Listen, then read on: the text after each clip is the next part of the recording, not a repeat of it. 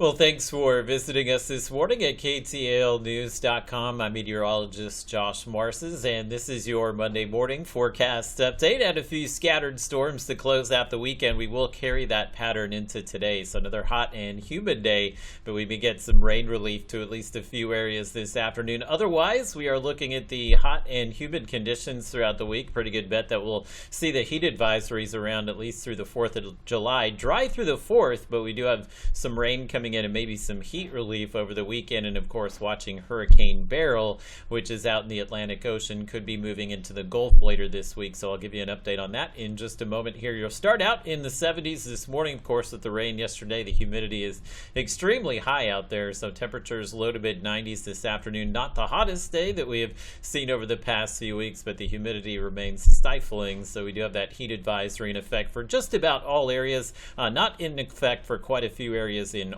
Arkansas, with the exception of Miller County as well as Little River County today. Heat index will be above 105 this afternoon, but we did have a front bring some humidity relief to Arkansas, which is why there's a few areas not in the advisory. But you can see the heat index pretty much all afternoon above 105 degrees, and we'll see that quite a bit this week. So the frontal boundary that moved through yesterday triggered some of those late day storms. It's still with us, and if we're able to get the conditions to line up just right, we should see a few scattered storms develop right along that front this afternoon. And just like yesterday, these will drift to the south. You'll notice not as much rain I-30, including Arkansas today. Majority of these showers and storms look to affect Louisiana and deep east Texas. And again, no really rhyme or reason to where those storms pop up today. But if you live I-20 and southward, generally your rain chance will be slightly higher. So we could get at least some relief by the mid-afternoon due to some of that rain. And the update now on Hurricane Beryle, which continues to move very quickly to the west here. This will be emerging in the Gulf of Mexico,